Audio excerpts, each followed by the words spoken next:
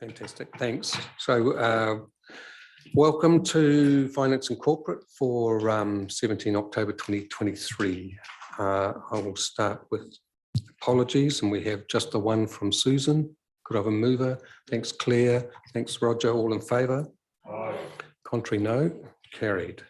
Disclosure of members' interests. There being none, I'll move. So actually, sorry, through the chair. So it's not so much a member's interest. In fact, it's not a member's interest, but just noting that that when it comes to discussion on item 9, I potentially have a conflict of interest. So yes, I think that should be noted as an officer, potentially an officer conflict of interest. Yep, thanks. It's noted in the report anyway, but yeah, it doesn't hurt. All good. And look, if anything controversial should come up in that, we'll deal with that at that point. But yes, from where my review of the item, I don't think there's likely to be anything to concern us, but we will see. Okay, late items. No. Confirmation of order of the meeting. Now we do have a change to this in that the final item in public excluded is going to be removed and dealt with at a subsequent meeting. So subject to that, do I have a mover? Thank you, Roger, and thanks to Dale Marie. All in favour? Aye. Contrary, no. Carried. Okay. Confirmation of the open minutes, and these have been pre-circulated, and I've had no notification of any change. Thanks, Bruce. Thanks, Claire. All in favour? Contrary, no. It's carried also. Okay. Item 6, Hamilton Waikato Tourism Year-End Report to 30 June 2023. Welcome, Sally. Welcome, Nicola. Welcome, the rain as well. yeah. Oh, Damn. Damn.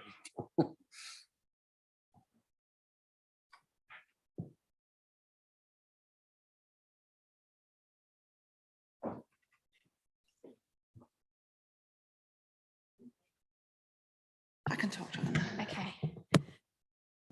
Kia ora tātou, and thank you for welcoming both myself and Nicola today.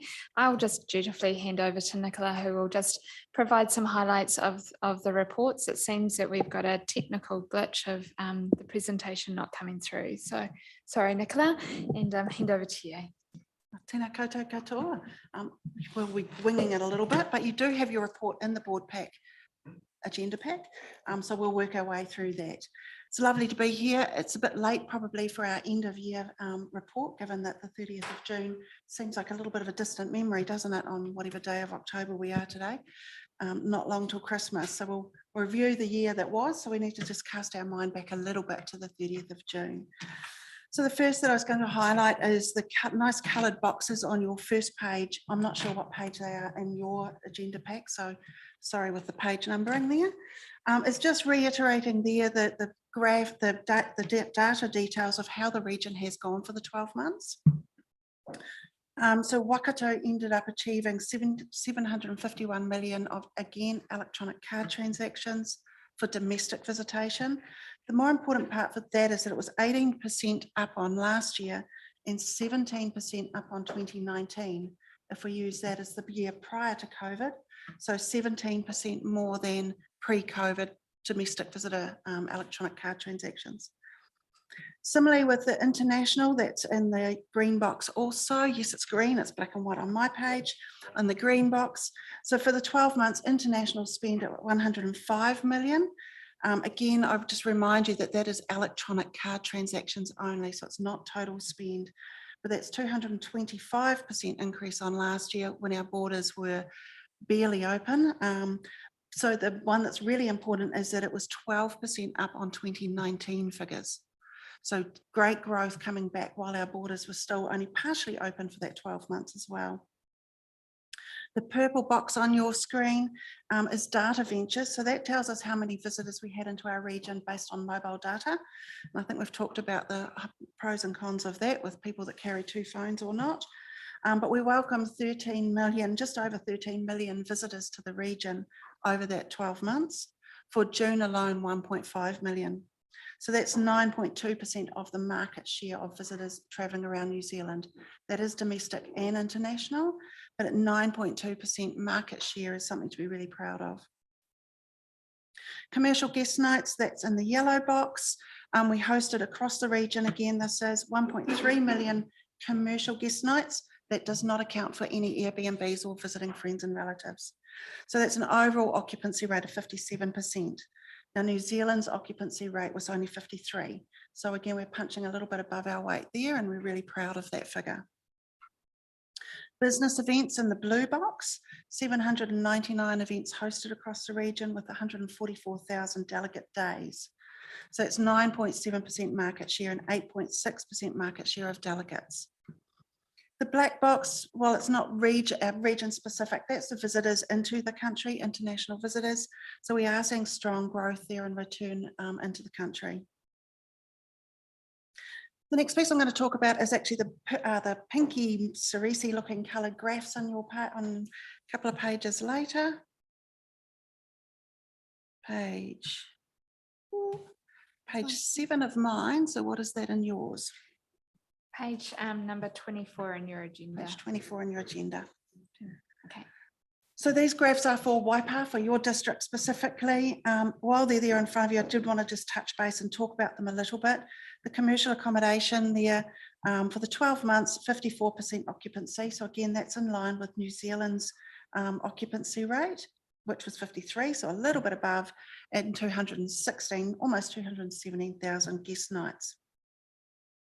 The electronic card spend for you is quite interesting. So 162 million from domestic, that's 26% increase. Meanwhile, international, we're at 14 million. Lucky I've got all my notes here because it's a little hard to read on here. Was 237% increase up to 14 million. Both domestic and international were higher than 2019, higher than the pre-COVID levels, which you can see on that graph that you've got there at the top of that page. We're really looking forward to those graphs going soon.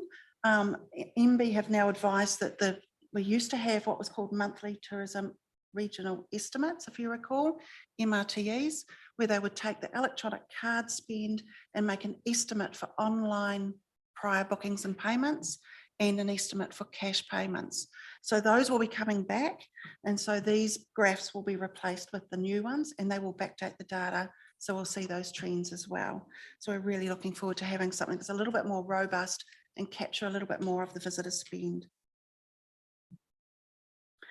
The next pieces are throughout your report, but I wanted to highlight some key activities. The first is the ambassador workshops. So we provided those, developed the Waipa District Ambassador Project program and workshops and delivered those free of charge, utilising the central government funding that we were lucky enough to have. And through that, we held 2 Waipa, developed the program and held 2 workshops, which now we've got 29 Waipa ambassadors trained. So that was great across those 2 workshops.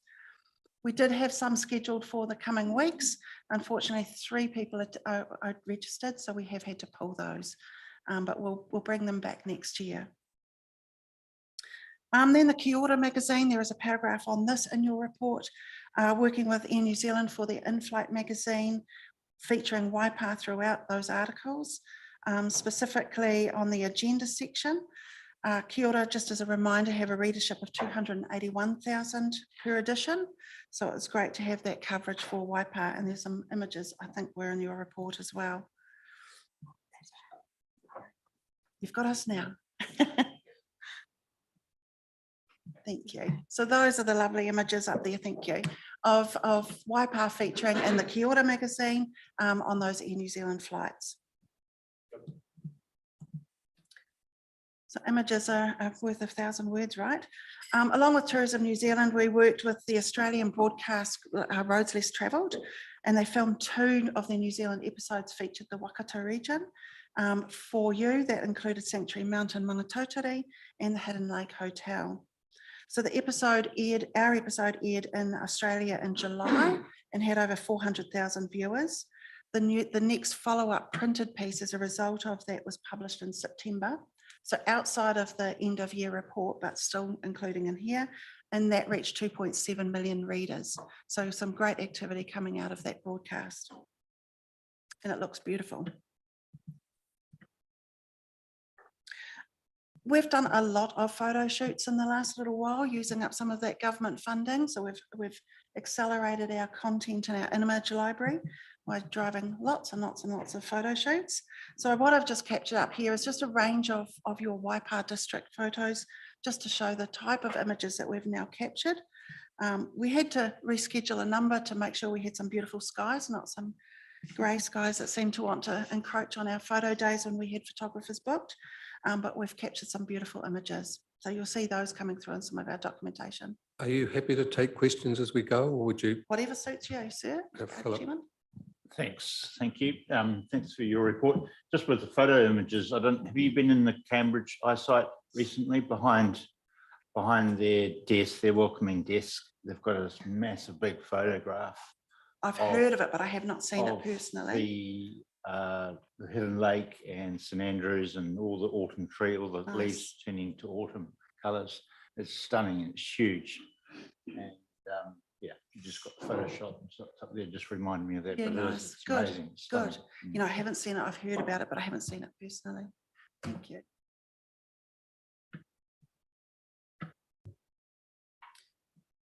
A little proverb that we've been reminded of lately. Look, we're pleased to have really maximised the opportunity that the central government funding to all RTOs provided for us. That did end at the end of June, so that was all spent, all but $9. So we think we did pretty well on that. And we've really made sure that that money has maximised, we've maximised the benefit from that for our region and for your district, so that we not only had great impact while we had the money, but the photography, the image library and the content that we've gathered will give us some longevity as well, and a legacy from that funding.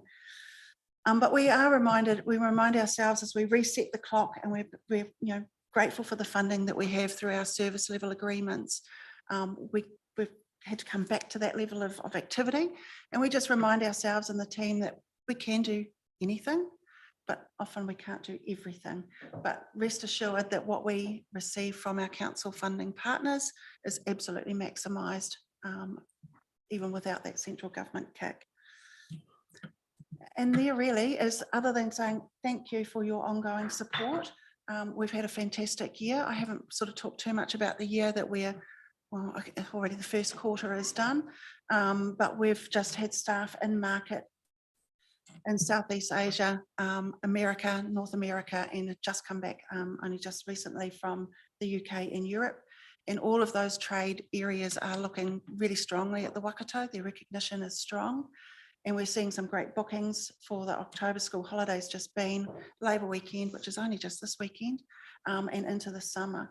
So we're feeling really quite buoyant that this, tourism, the visitor sector of tourism, events and hospitality are back really strong for this year. And I'm pretty sure that those graphs will look incredible in the coming months.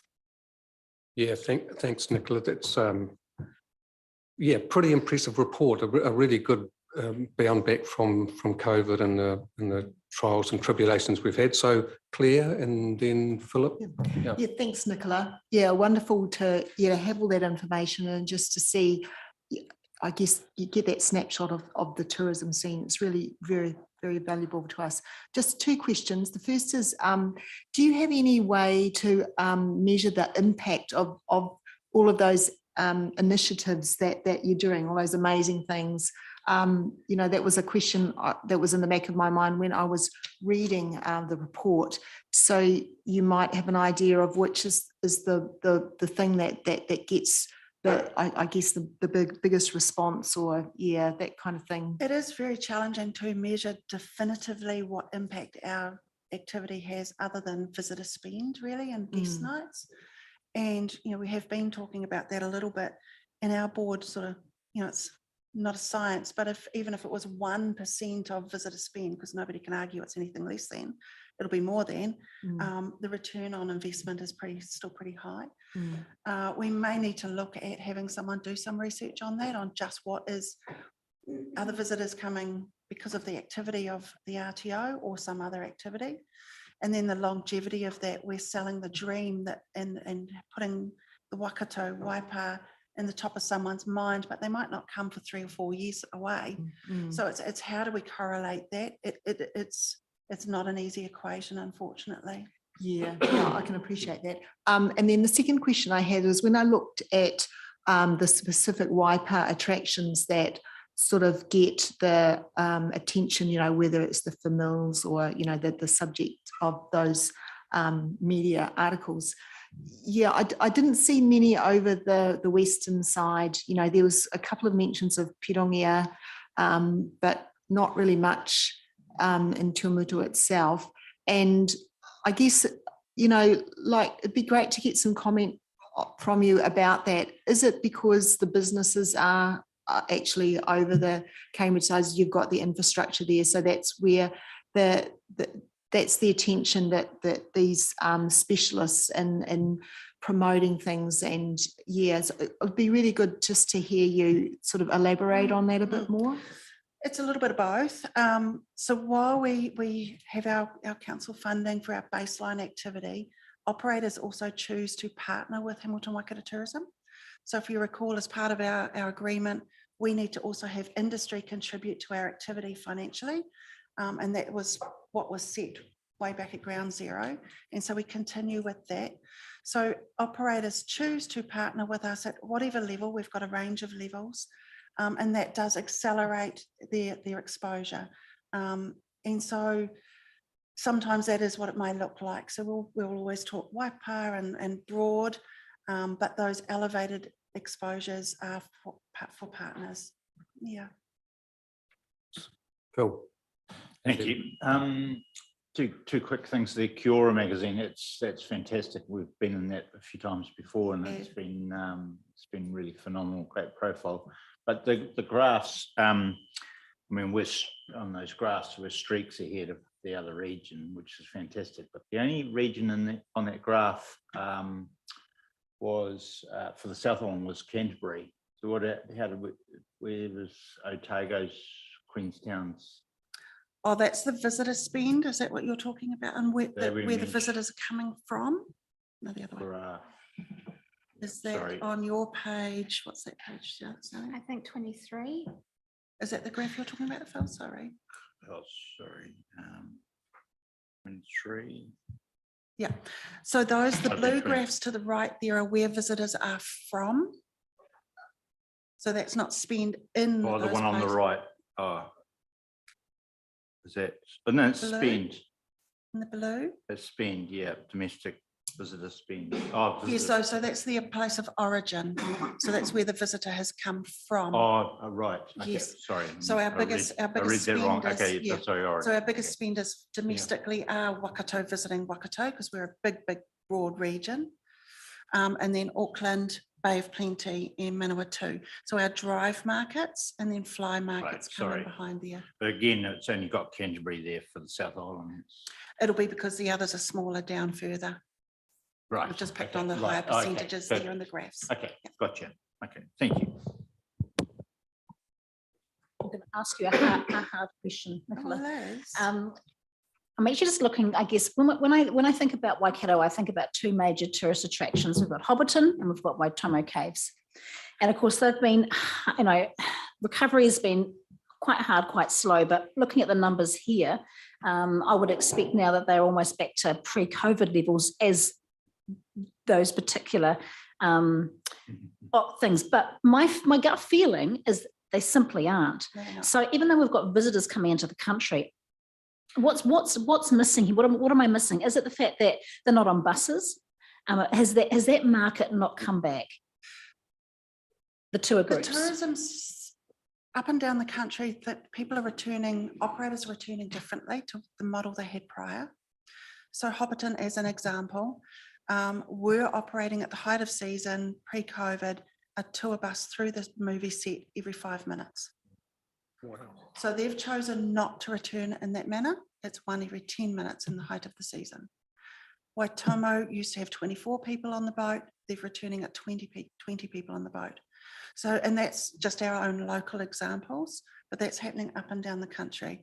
So the tourism sector is returning with a more regenerative approach of having a better experience for our Manahiri, that it's a better engagement with the activity that they're doing while they're here, and it's leaving a lighter footprint and impact on the environment and the community.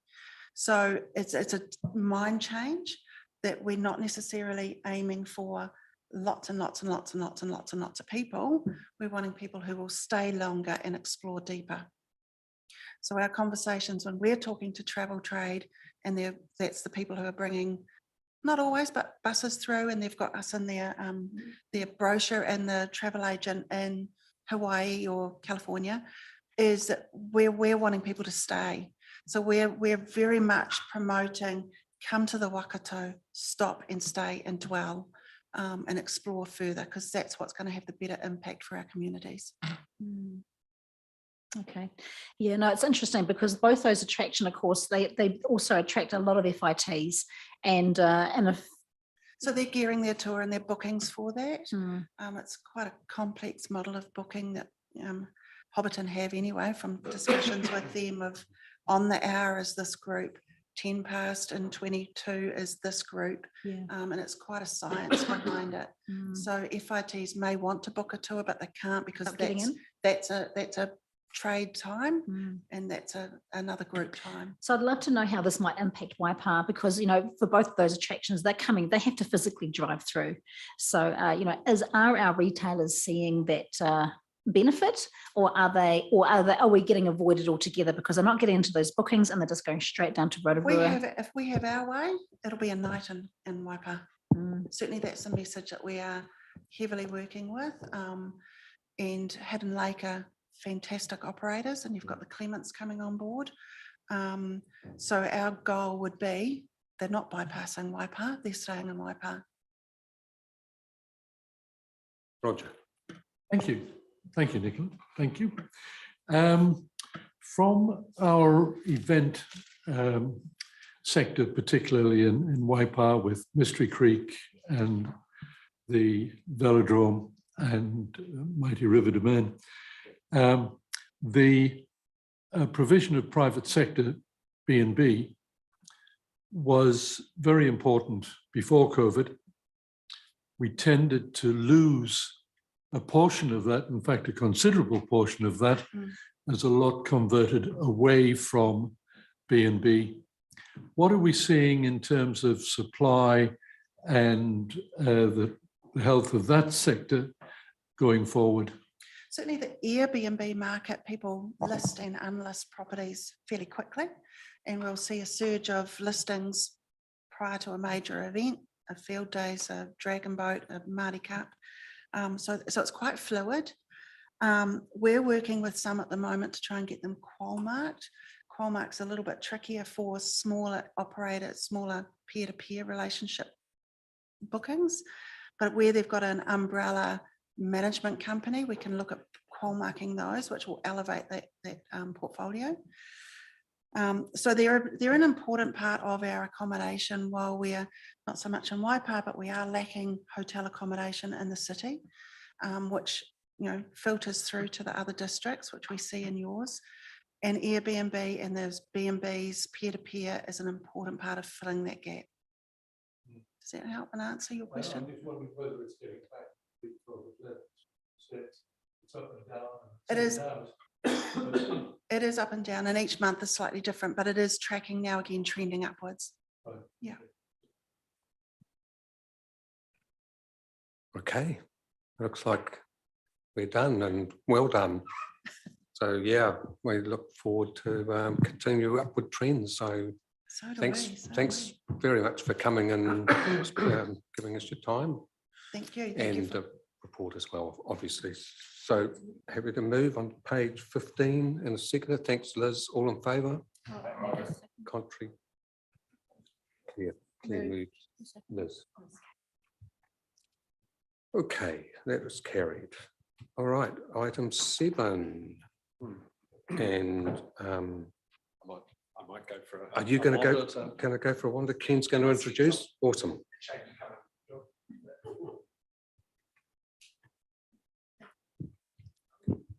Don't think Ken needs a welcome, but welcome, Shane. Okay, So through the chair, if I could just lead off, and then this is essentially the business chambers proposal. So I think it's appropriate that that Shane speak to that proposal as well. But look, just in terms of leading off on this matter, so this is not agreeing to the introduction of a rate today. This is agreeing to the start of a process where we as a council assist the business chamber to determine determine the level of support for this rate from the ratepayers who are going to be impacted. I believe there are 99 ratepayers that will be property owners who will be impacted here. So the intention is that we send them the two appendices to this report. So that's the collateral developed by Shane and his team, the two-pager, which I think very well portrays what the proposal is. We've worked with Shane, and it's all his work, but we've worked with them in terms of reviewing that and providing comment. So I think that's very good. And then, of course, importantly, the other appendix needs to go out as well, which essentially is a voting form. So so today it's all about basically you people giving us the go ahead to move forward with that. The other thing that you'll notice that we are suggesting in the recommendations, recommendation B, is that today we determine what an appropriate threshold is in regard to the level of support required to move this thing through into the draft long-term plan. So the suggestion there from officers is that that there's a minimum of 30% of those 99 ratepayers who respond, and then of those that respond, 60% to be in favour of the rate being implemented. And officers suggest in the report, in fact, I suggested the report, that in the past we have had a higher threshold. I just do not think, hand on heart, that it's realistic to set that rule. I think the days of getting really good response rates and getting that many people over the line are kind of a bit unrealistic. But I do think that that what is being suggested here is reasonable. So so look, the implications are we do this process. We believe that subject to an appropriate decision today, we can actually get all this material out potentially tomorrow, with a 20th of November date. And of course that is important. It's important that people have long enough to consider this proposal. But obviously we need to move it along in a reasonable time frame, so that we can potentially build this into the draft long-term plan that obviously you're considering at the moment. So so look, that's enough from me. That covers off really the council element of this. But Chair, I suggest that that Shane be given the opportunity to speak to the proposal. Yep. Okay. Okay, thank you, Ken. So I take it that it's read, and I'm just going to add a little bit of meat around it and a little bit of background. So what is a bid? So the idea originated in England, and the issue was that many of the high streets in England were dying. Up to 1 in every 6 shops were empty. So the government got Mary Portas to investigate and make recommendations. And Mary Portas is like a retail guru, if you like, well known in England. So this was in 2011. This became the Portas Review, and it had many recommendations, but the main was to create a business improvement district. So this is what we're asking for. To have a visionary, strategic and strong operational management team focusing on that area. So this is heart of Te Awamutu. And legislate to allow landlords to become investors by contributing to the business improvement district, which is a targeted rate, if you like. You might also be interested, one of the other recommendations was to actually create a space for markets, but that's another project and we won't talk about that today. So Mary Portas' view was, once we invest in and create social capital in the heart of our communities, the economic capital will follow. And this is what this is all about, creating that. So why do we want to do this? So the initiative has come from our retail committee. So the retailers are wanting to have more control on their destiny. They want to create an environment to encourage people to shop local. In Te Awamutu, we have empty shops and we want to attract interesting retail into our main street. We did a survey, Who Are We Te Awamutu survey, and the main street scored poorly, 45 out of 100, 0 being bloody horrible, 100 being best main street in the world, 45. And so our retailers want to work with council to improve that through this process as well. So just give you some examples of what's been talked about or what could be done with the money that's raised. So we have initiated through the chamber a Black Friday blowout, which you may know about, where we close off the main street for a night in November. And that was very successful. The retailers that were open had record turnovers on that particular night. But it's not financially sustainable for the business chamber to continue to do that year in and year out. We've started a Christmas tree project. I don't know if you've heard about this one, but we've got the men's shed involved. They've cut out the trees. We've got corrections, have undercoated them. And then they're going to 16 schools to be decorated. And then they're going to come into the main street on the night of the Black Friday blowout. So there's 30 trees. They'll be adopted by the retailers, and there'll be 15 down one side of the street and 15 down the other. Now we've started with 30, but we believe we could grow it. Again, this is the business chamber paying for this, but it's not something we can do year in, year out, but it's something that Heart of Te Awamutu may continue to do.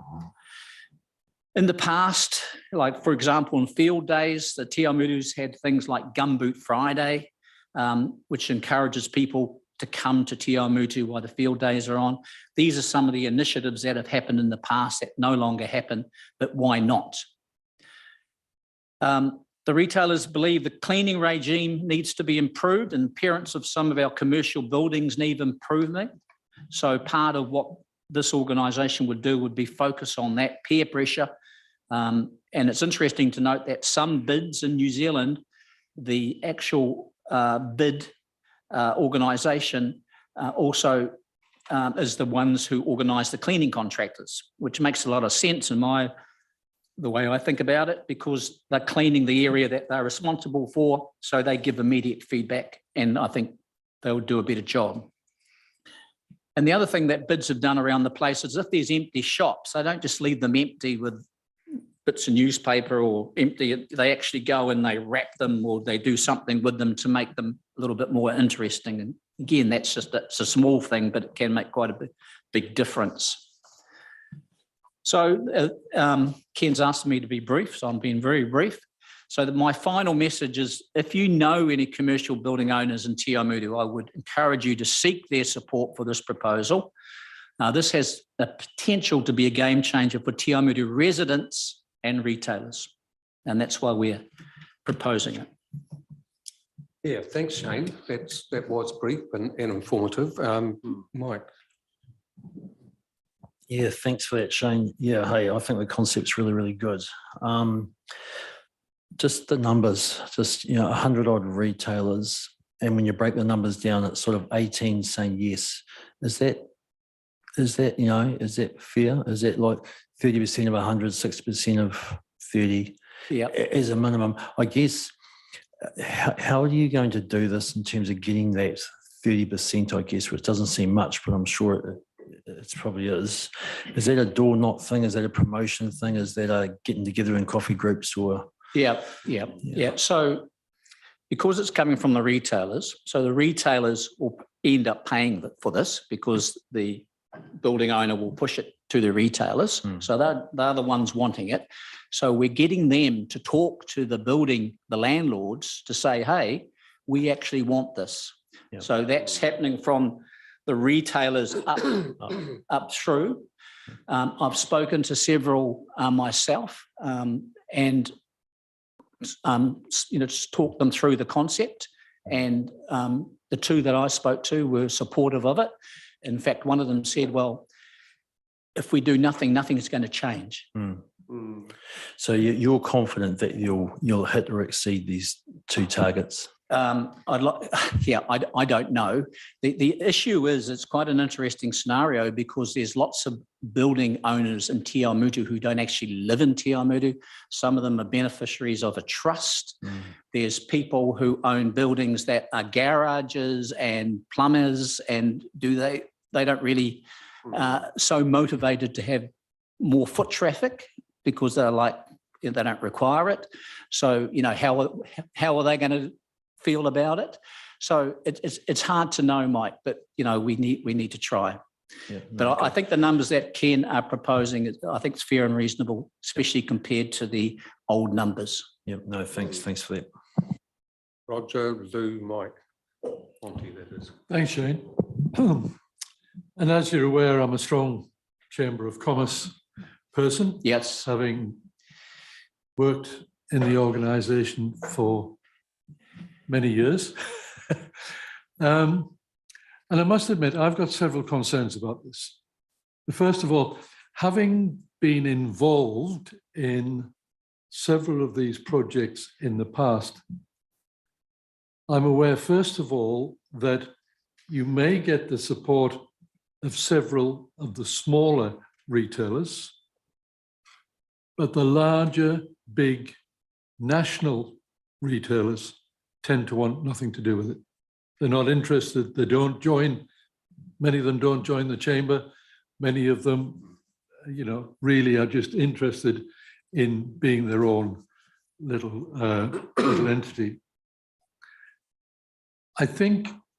Can I just say at that point that that's part of the problem? Yeah, no. Yeah, I'm agreeing with you. Yeah. No, I've seen certain concepts that have been successful. I mean, if you look at Mount Maunganui Main Street, the Main Street concept that they had was pretty successful, but they were a selection of small retailers, all with a common focus that actually did join together effectively to promote it. But I've also seen trials where they've fallen flat on their face when it's been attempted to be introduced. I think the people who are going to benefit from this are the retail companies themselves, but by using a rating model, you're actually asking for support from those that effectively aren't initial benefactors, because the majority of retail buildings are owned not by the retailers, but by the building owners. So you're actually imposing a rate on those people rather than getting the support from the retailers and getting their commitment to the promotion. Yeah, I'm not too sure. And when you say that, you're suggesting that we as council should go out and support this by taking this second document that you propose, that we send it out as a council and seek support for it. I don't think that's our function. I think that's a chamber function. I guess just to make it clear, it's going out very clearly from the chamber and not support from the Waipa Council. I was asking, like, on a personal basis, if anyone knows, and I guess I was thinking about the Te Awamutu councillors, if they know people, they personally think it's a good idea, that they might have a chat to them and talk about the logic of it and encourage them. I wasn't suggesting that it should be supported by this group. I'm sorry, but the information that we've got in our minutes actually clearly says that the letter is on council letterhead. The voting, yeah. Yeah, look, I'll speak to that. And look, we've been really clear. So myself and Shane have had a few discussions on this over the last maybe 2 or 3 months, 3 months maybe, in the lead up to this. I've been really clear with Shane that it's up to the chamber to promote this. This is their baby, and in fact, that's the whole reason I've invited Shane along today to speak to it, because I think that's appropriate. This is absolutely, their proposal. However, look, there is a real issue because obviously the chamber would need to make contact with these 99 businesses. Some of the information in our rating database needs to be kept confidential. So council need to assist this process. The only way that they can actually make this contact and show the support that I believe as council we need to know that there is the support. The only way they can demonstrate that is if we assist in terms of getting this information out to our ratepayers and making sure there's a good process. I'm sorry. And in fact, I think I disagree with that totally.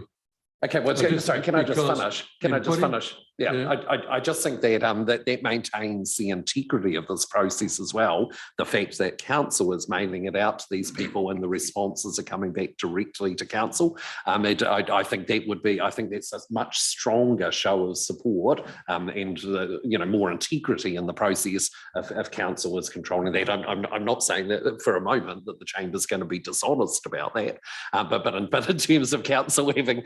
I'm sitting way too close to Shane to be suggesting that. But look, I think it does add to the integrity of the process if we assist. And like I say, there's a whole bunch of privacy considerations, Roger. But inherently, it suggests council support for the project. Look, I don't know if you can read that into it. I mean, even the first sentence of the voting form says, on behalf of the Te Awamutu Business Chamber, we are seeking your feedback.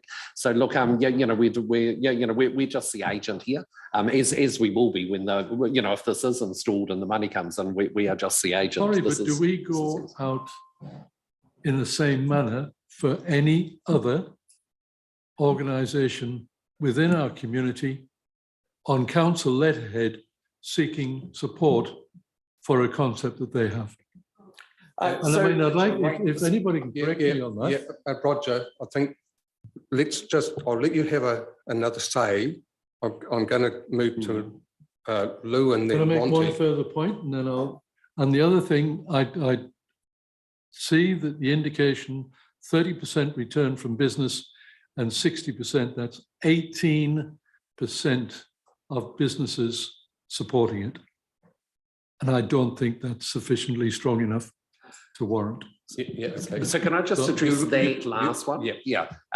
So look, this is a two-step process, Roger, which I think comes through in that voting form. So this is a test of the initial support. Then assuming that happens, basically gives you as a council license to build this into the draft long-term plan, and then of course that is subject to a special consultative procedure. So this is step one. The initial indication of support. Look, Lou, Monty's got a comment on just this point. So, yes. The way the resolution's framed, Ken, so B is that we agree to the 30% of 60%, and then C further agrees that if this threshold of support is reached, the rate will be provided for in the draft long-term plan. So that's a little bit more than what you just said. That's a positive commitment here that it will be provided for.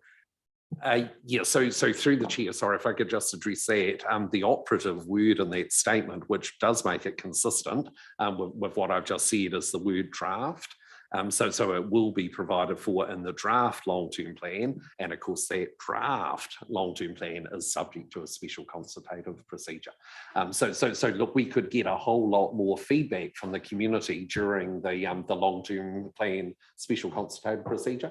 If a lot of that is negative, then you people will have to make a decision as to whether that turns up in the final adopted long-term plan. I'm glad so look, clarified I that, don't though. believe Thank anything you. I've said is inconsistent with the recommendation in front of you. So hold that thought, Lou, and then Claire. Thank you through the chair.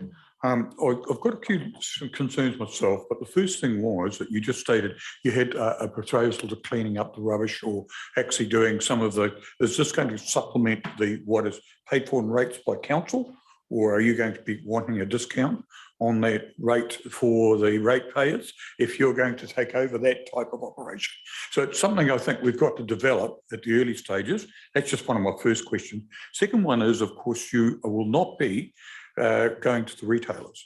You'll be talking to the ratepayers. That is, and having been on the now defunct RamRates committee, where we tried to contact all of the local landowners and property owners, we found that a very, very difficult situation. Many of them are trusts, and many of them are quite convoluted, quite trusts in their own right. So that was very, very difficult. But the big thing I wanted to raise is, of course, if you put an 8.5% increase on a thing like this, that will directly go to the ratepayer, to the retailer. They will pass that on and rent. That is something that is straight away would be passed through, because having got 3 or 4 shops through the RSA at the other end of town, we would automatically pass that on because it's doing nothing to us as an owner of a property, but it is only going to benefit perhaps their retail outlet. So I just wonder if you could develop those a little bit for us, please. You know, exactly right. And we know that. And it's the retailers that want it. They know that at the end of the day, they'll be paying it, but they see it as an investment in their future. I think the first one is about all of those defunct trusts that operate within some of those areas. For ratepayer trusts, they're paid by an accountancy firm, okay, but the actual owners of those probably don't exist as far as individuals on a title. They're actually a trust. Yeah. So you've got a few problems there. Okay, yeah, thanks for that. I've got a little comment. Oh, sorry, Kev. Carry on. Yeah, sorry. So just in response to that, Lou, look, Shane acknowledged that, the beneficiaries and the payers here are, different in the initial stages, but it does flow on to the beneficiaries. So I'm quite comfortable with that. Most lease agreements would accommodate that. And in relation to those trusts and stuff you're talking about, I mean, it was that sort of consideration that came in to the staff recommendation in regard to the threshold, and particularly, most particularly the threshold in terms of the actual amount of response, or the 30% will respond. But because look, it's way too big a challenge otherwise for these guys to get more than 30%. And can I just, make one more comment? So it was interesting talking to some commercial building owners who are thinking that they may not pass the whole lot on to their retailer, that they might take some themselves, because they do see it as an investment in their future as well, because they don't want to have owning buildings where they can't find any tenants. They want to have owning a building in an environment where everyone's doing well, and over time the rents actually go up. So, that'll be their call. Yeah. Clear. Yeah, thanks. It's been a great discussion point, and I just want to say I'm really in favour of the proposal and keen to see it put to the community for them to then vote on it. You do ask us to consider the threshold, like the 30% and then the 60%.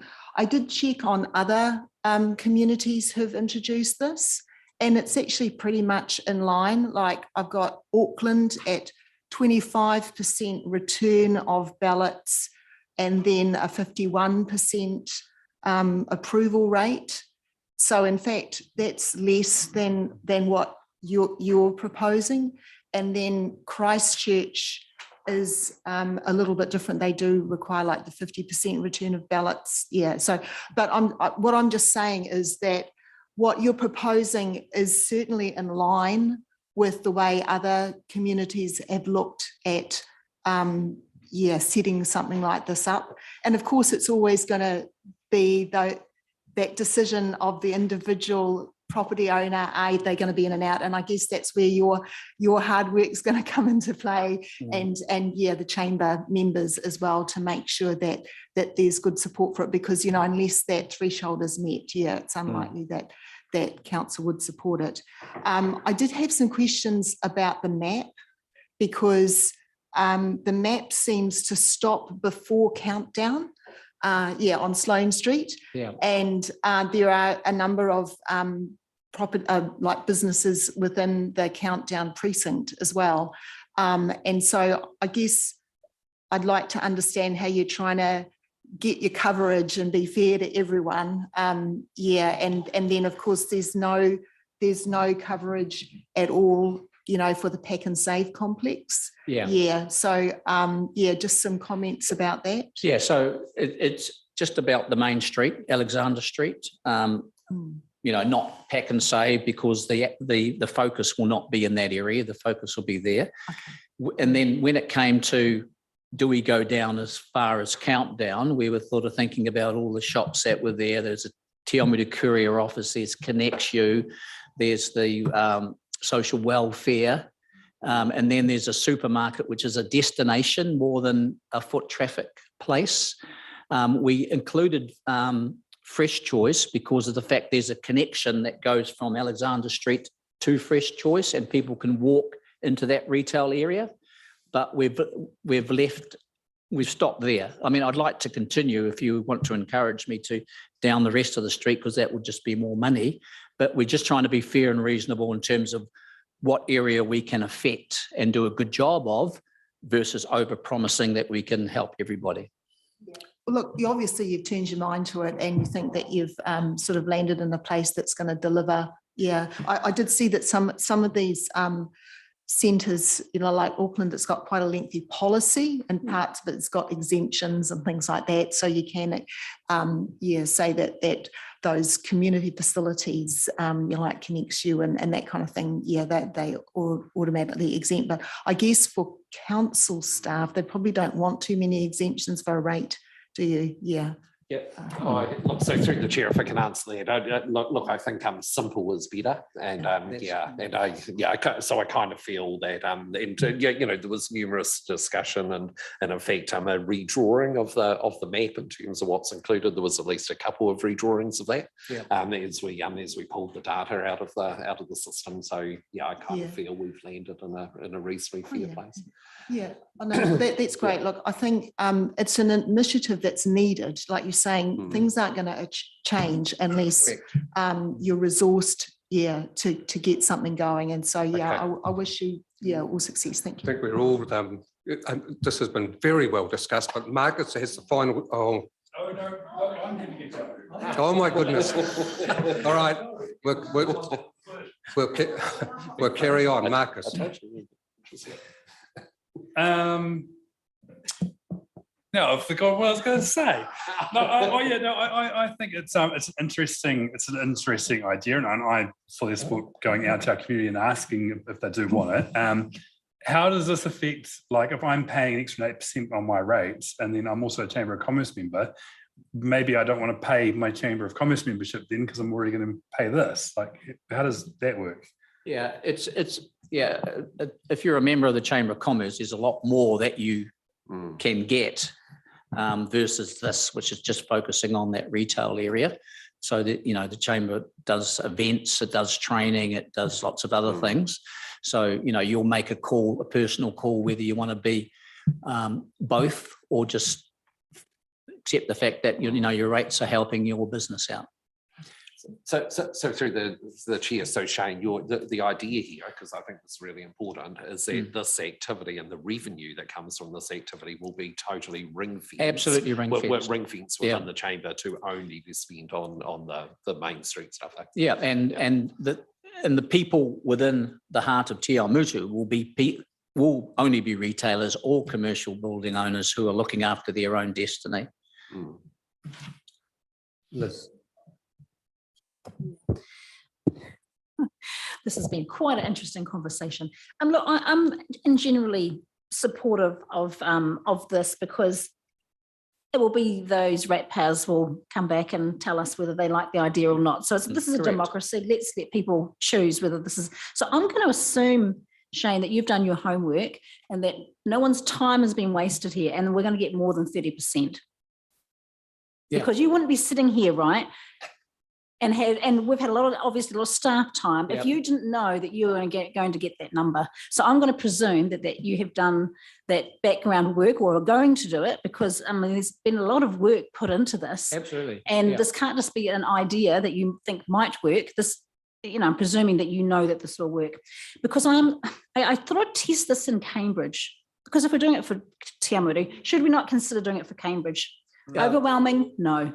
No, yeah, so Kelly, Te Awamutu, Cambridge Chamber CEO, I have shared this information with her in confidence. I gave her that proposal, and then we discussed it, and then she also went out and spoke to some of her, I don't know who she spoke to, but she spoke to some people, and the need is not as great in Cambridge as is in Te Awamutu. Yeah. In Cambridge, you have people waiting lists to try to get into shops in the main street of Cambridge. Yeah. You do not have that in Te Awamutu. Yeah. So Very different retail, absolutely understand Yeah. and get that. yeah, All I'm just letting, elected members know that, hey, if it was something we would consider for both sides, there's actually no interest from Cambridge. So that's just Yeah, no, a very different proposition. So, yeah, absolutely. yeah. But look, let's let the numbers, let's let, the people decide. Let the people decide, yeah. Thanks, Liz. Roger, but new points only, please. Okay. Well, I was actually going to just add on to what Liz had mentioned and suggested that if we are, as a council, agreeing to a business improvement levy like this, then it should be district-wide, whether or not it's taken up or not, but it should be a policy that we introduce district-wide, that it would be acceptable. I think one of the differences with Cambridge is actually the chamber itself in Cambridge has taken on board a more positive role in promoting the advantages of the retail district in its Love Cambridge publication. I think that's where it more likely sits. I must admit, can I just say that I do have a concern. I think the joint presentation by a council officer and the chamber, and this is a public meeting, does infer the council support for the concept. And I still don't think that that is a correct approach. I'll sit back and I won't say. Thank you, Roger. Right, so Mike, Monty, you have the. I'll be quick.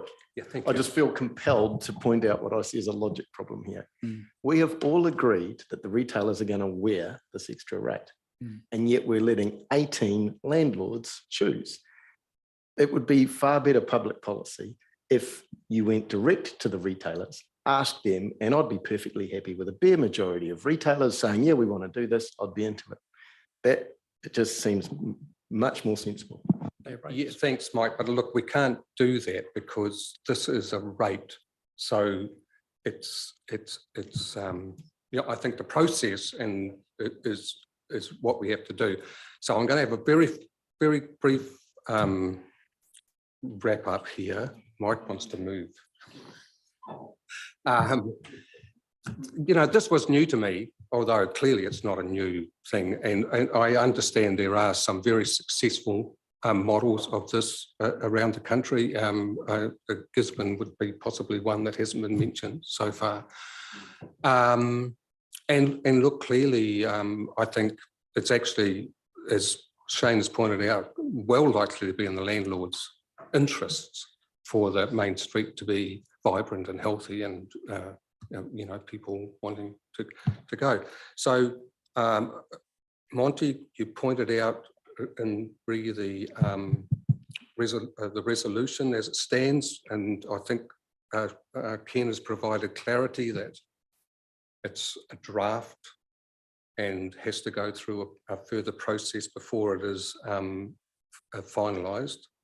So I think at that point I need a mover, Mike Pettit, and a seconder, Claire. So I will put the motion that appears on page 41, 42. A, B and C. All in favour, please say aye. Contrary, no. That's a no, I take it, Roger. You asked the question, contrary, I said yes. Right, thanks. Just clarity. So the motion is passed and you wish, of course. Thanks, Shane. Haven't had that much discussion about one of my items for a long time, so. Well, that's, I'm glad I at least have that sort of reaction. All good. Okay. Okay, thanks. We'll be in touch. Okay. Moving on, item 8, financial report, ladies. Oh, that was a mission.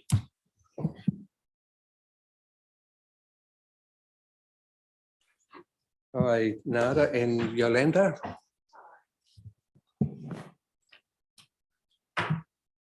Good afternoon. Lighten the mood now. Yeah, I hope not. So we have the financial results for the end of September. And currently the total income is 17%, and the expenditure is at 23%. The capital forecast, the budget is still at 213 million, but we're due to reforecast in this month, so at the end of October. So that possibly will be shifting. I also just on page, it's gonna go slow now.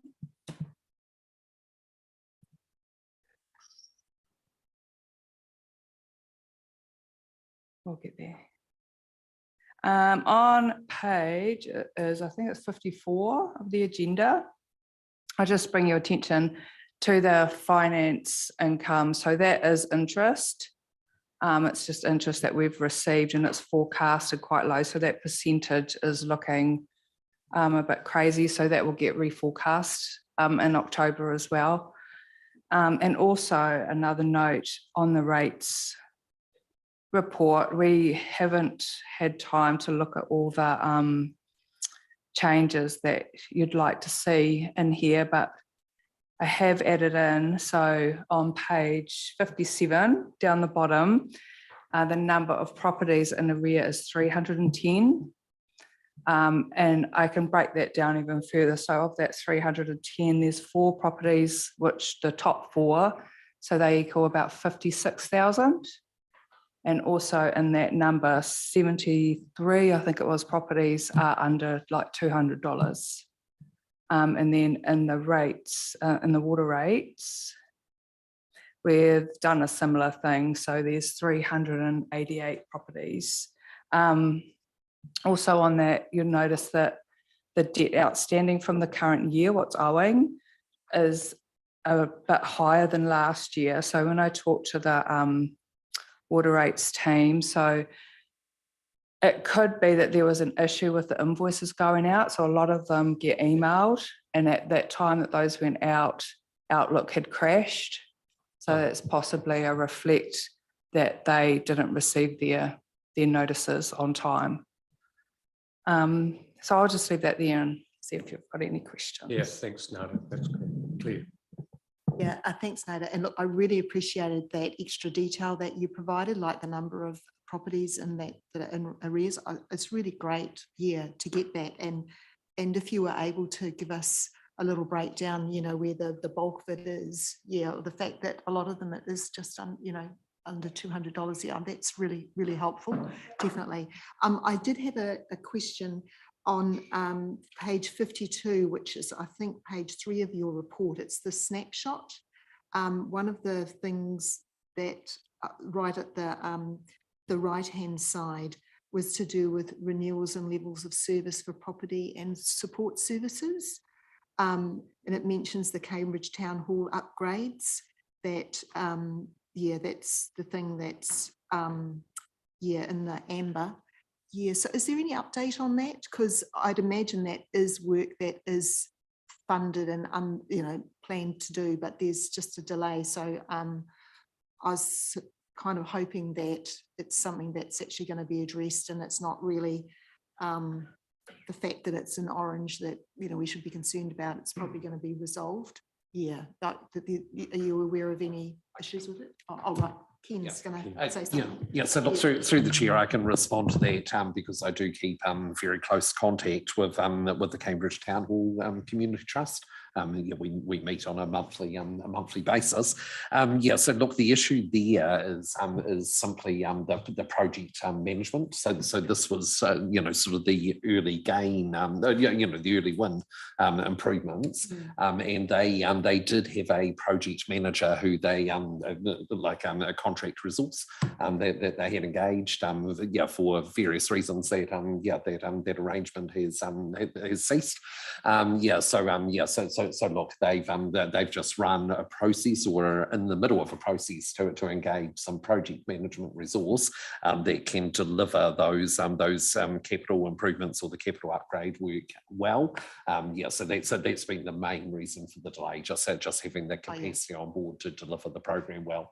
So so they acknowledge, and in fact they're frustrated that they haven't been able to move that forward as quickly as possible. But they have assured us that that they hope to be in a much better position in the very near future.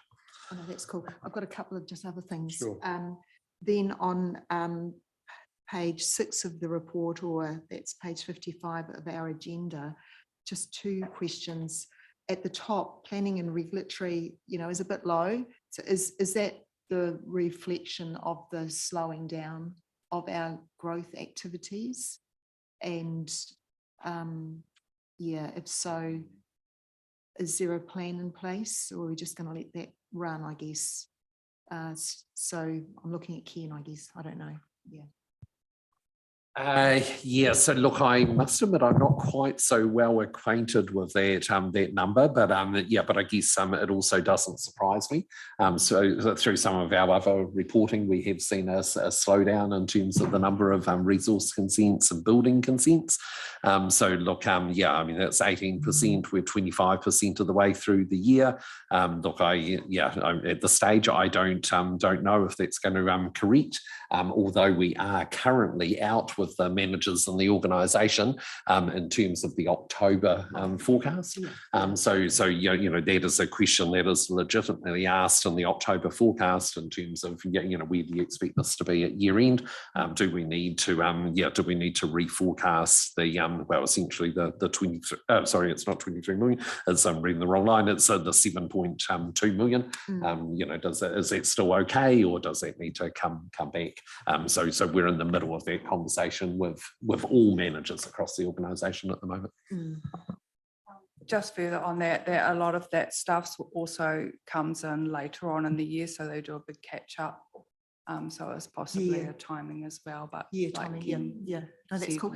And then the last question I had was further down the page under forestry, because I'm aware of the forestry that's been happening at Pirongia, and so I'm not like it's just at 7%. So is all of the activity to do with the forestry completed? Because I think it was spread over multiple financial years in the end. So I don't know if they had like a summary that the project's now finished and it achieved the funding levels that we hoped for, or and also there's the question of replanting as well, or remediation of some form. So we sort of never had the loop closed on that. So fair comment, and through the chair. Look, actually, I'm not particularly well equipped to speak to that today. I was actually hoping David Varco might be in the audience, but he's not. Look, actually, if we could, like next month, we will obviously one of the items on F&C next month will be the quarterly property update. So I actually think, regardless of this conversation today, there would be comment in there about the harvest. The harvest is finished. Yeah, there will be, and there always was going to be a bit of a delay between the harvest and the replant. And in fact, we've undertaken to have some good engagement on that. So we do need to follow through on that commitment. But look, I will following this meeting talk to David and just make sure that that is well spoken to in the property update coming to this meeting next month, and we can have a full discussion around actual information here. Okay. Any further questions for? Apparently not. So yeah, I mean, it's quite obvious. I guess our DC contributions are well behind expectation, but the reforecast will no doubt show us where we're going with that as well. Okay, and look, yeah, the rates status reports, our owing from prior years is up, although our percentage collected is also up. So, you know, we'll just keep an eye on that, obviously, as we go along. Yeah, yep. So that being the case, I guess we have a recommendation on page whatever. Sorry, 51. No, what am I doing?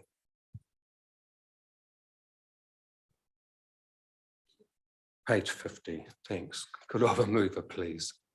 Marcus and Lou, thank you. All in favour? Contrary notes, carried. Awesome, thank you. Civic Financial Services. Yolanda. Thank you, Chair. I'll just take the report as read. It's an annual, well, biannual submission to this committee, one as part of the SOIs with the other council controlled entities, and then their half-yearly results are submitted to this committee for comment. Right, yep. Anyone have a comment? No, seems to be progressing quite nicely, so that's all good. Yep, so, recommendation on page 59. Thanks, Mike. Thanks, Monty. All in favour? Contrary, no. That's carried. Item 10.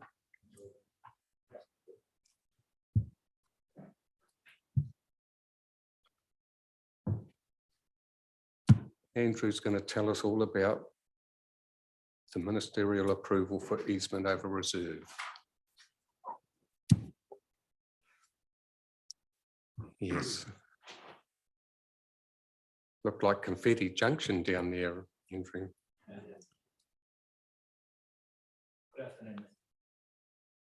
Good afternoon, Mr. Chair. Good afternoon, councillors. Andrew Don, I'm with Council's property team.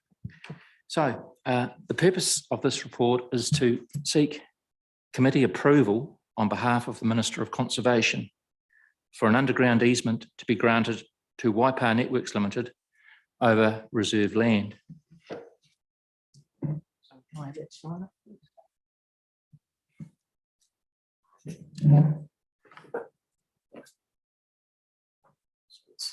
This area through here.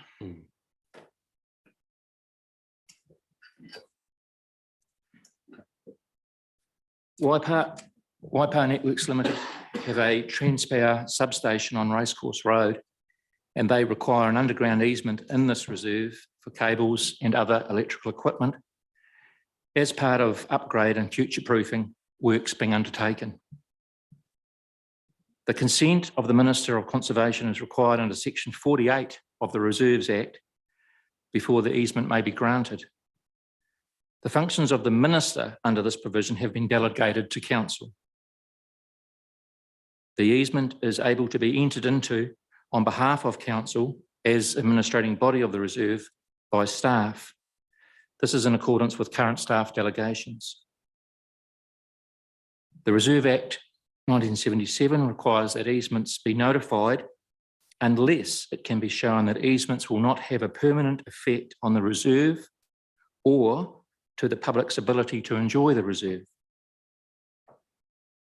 These easements are for underground services and will not permanently affect the public's rights in respect of the reserve or materially damage or permanently alter the reserve. Any associated works will be temporary, and thereafter the reserve land will be as functional as before. Because of this, no public notice of the proposed easement is required. Great, thanks, Andrew. Yeah, Roger.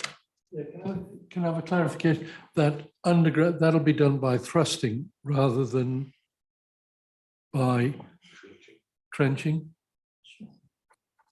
I can't answer that, I'm sorry. I think it's going to be trenching. Because I would have thought that that would have had an impact on the aesthetic nature of the reserve. Temporarily. Yeah, so I think there was a clause in there. I don't know how quickly I'll be able to find it. There was talking about the need for rehabilitation, wasn't there? Making good. Yeah, so whether that's rehabilitation of a thrusting job or a trenching job. Absolutely, that's definitely in there. Yeah. Yeah, thanks, Andrew. I'm just sort of getting some clarification on the reserve boundaries, because the image that was up on our screen only showed land that was north of the Mangapiko stream, whereas our item in our board papers. No, the river's there. Oh, it is there? Mm. Okay. Yeah, okay. So, well, my question then is that are those cables and that going to go under the stream? Then they will be. Yes, Yeah. yes, So- through the chair, yes. Yeah, so I'm just conscious of the fact that in the agenda item, it says that there's no consultation being undertaken with Mana Whenua here. And I know Bill Harris was mentioning how concerned they were about something that was being put under the bed of the river at another point. And so I'm just checking, like, I don't know whether or not it's council or Waipa Networks that needs to do the consultation, but I think it might pay to just check that that has been undertaken. Yeah, because I like, yeah, Dale Marie, yeah. Dale. Tēnā koe. I just am wondering who does the considerations around whether Mana Whenua, who decides that whether Mana Whenua does get consulted? Because it just says the works are not considered. So who considers it? I understand that was from Well Networks, but I'll have to get back to you on that. Can I do point out that there is a through the chair, there is the resource consent includes conditions regarding accidental discovery protocol of skeletal remains or taongo. So, yeah. Yeah, it's just that particular piece there.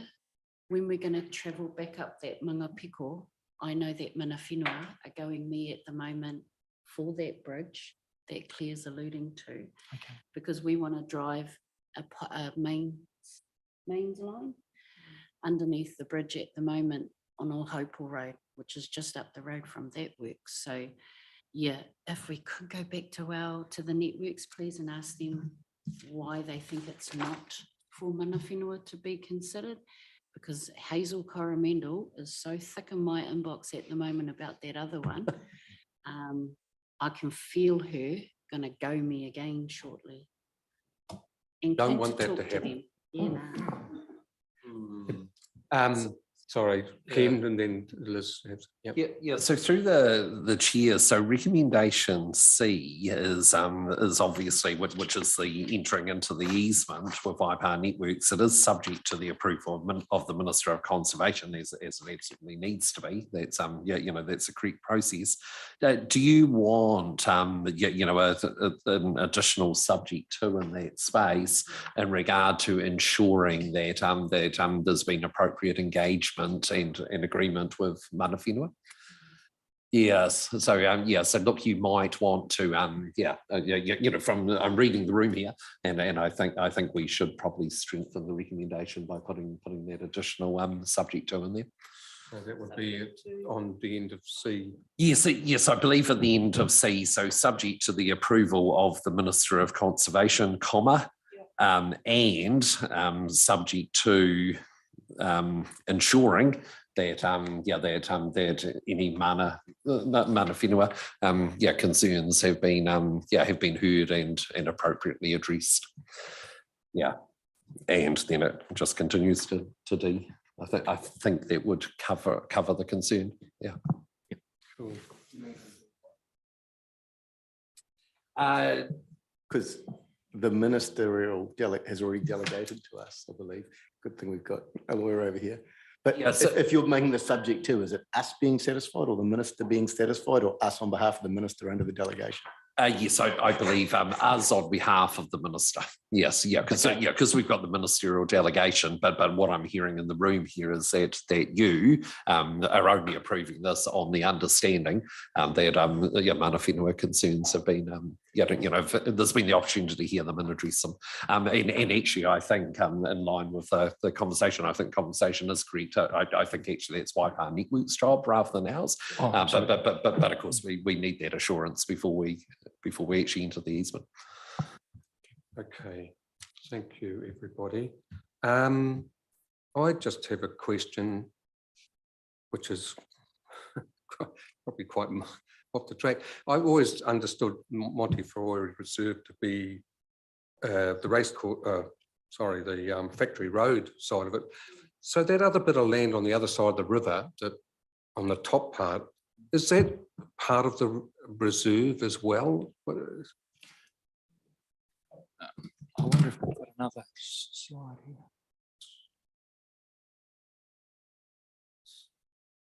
So I did have a. yeah, that space there. Yeah. I don't, look, it doesn't matter, Andrew. I was just curious. So I have got another slide, I think. No, but I'm talking about the piece that's on Racecourse Road, but north of the bridge. Montefiore Reserve is the one that's, you got the corner of the college and that 10 section. Montefiore is a side road that's on the, hang on. It's corner of Racecourse and Factory Roads, but I'm talking about the piece that's only on Racecourse Road, north of the river. So that's the space here.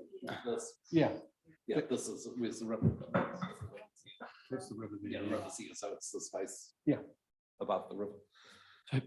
So through the chair, Factory Road is to the south, runs along the. Factory Road's down here. Yes. Yeah. That's Montefiore Reserve. I'm talking about this piece of land that's north of the river. That's sort of Factory and Tawhao Street is Montefiore Reserve. Factory Road and Tawhao Street, Racecourse Road. Well, that's Racecourse Road. Yes, that is Racecourse Road. Yes, Tawhao Street carries on from Racecourse Road, but so this piece here doesn't I guess it's just a piece of, yeah.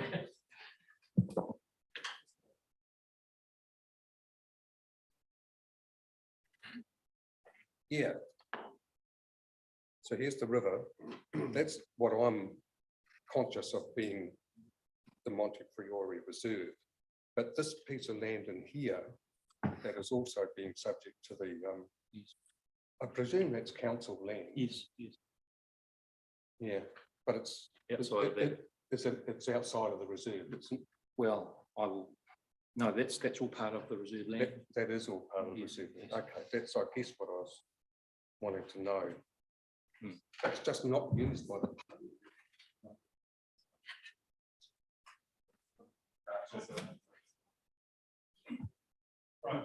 Are we happy? I'm happy to move. Thanks, Marcus. With the amendment. With the updated record. With the updated record. With the updated amendment and a seconder. Thanks, Dale Marie. Thank you. Now. Yeah. All in favour, please say aye. Contrary, no. It is carried. We'll now have a resolution to exclude the public. Thanks, Lou. And right, And that is minus item 15. Yes. So Lou and Bruce, all in favour?